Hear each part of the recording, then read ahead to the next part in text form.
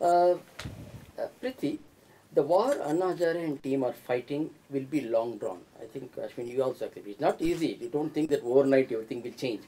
Fighting the political class isn't easy. People know it. It's not easy. Still, what next on the agenda? Electoral reforms. Yeah. Anna has said this repeatedly. The reality is that the election system is broken. We have not had a majority government in this country since 1984. What it means is that everybody who is elected to public office is elected by a minority. And not just a minority of the electorate, a minority of the voters. There are people in parliament, there was a study that I was looking at the other, there are people in parliament who have received less than 20% of the votes of their constituency. This is the problem with the first past the post system. Most parliamentarians have received fewer votes than the people who voted against them. This is true. Even popular politicians get 40% of the vote, which means 60% of the people wanted somebody else. We have to change the system a little bit so that the winning candidate gets at least 50% of the vote.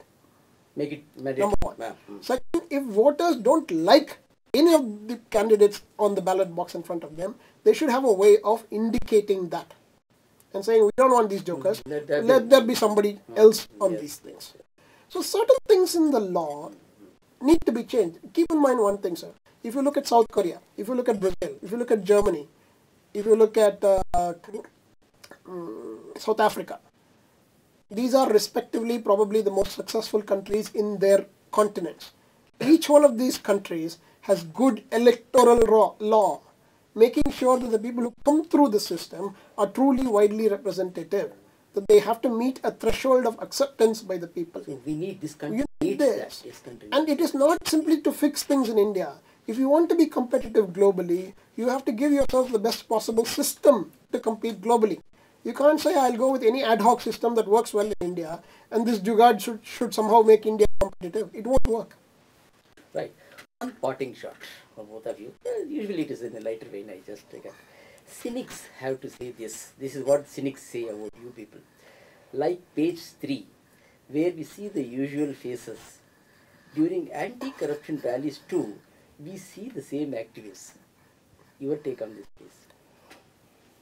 I'm not going to defend anybody else, but I'll say this much.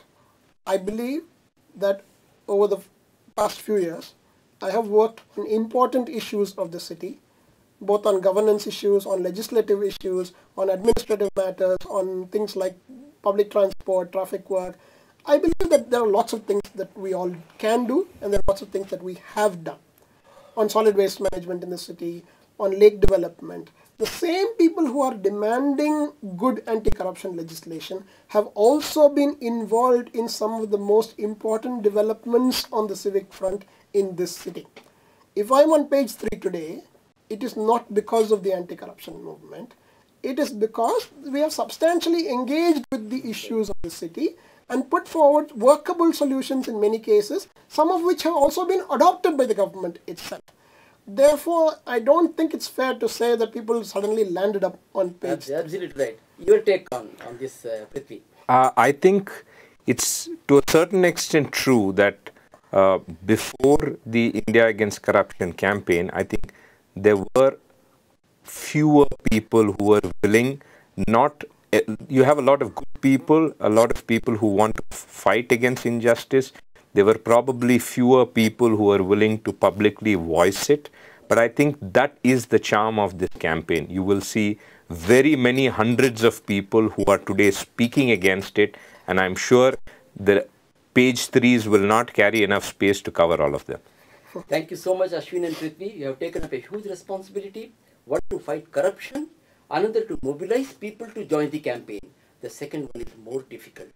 You took pains to answer all questions, clear doubts, and motivate our listeners.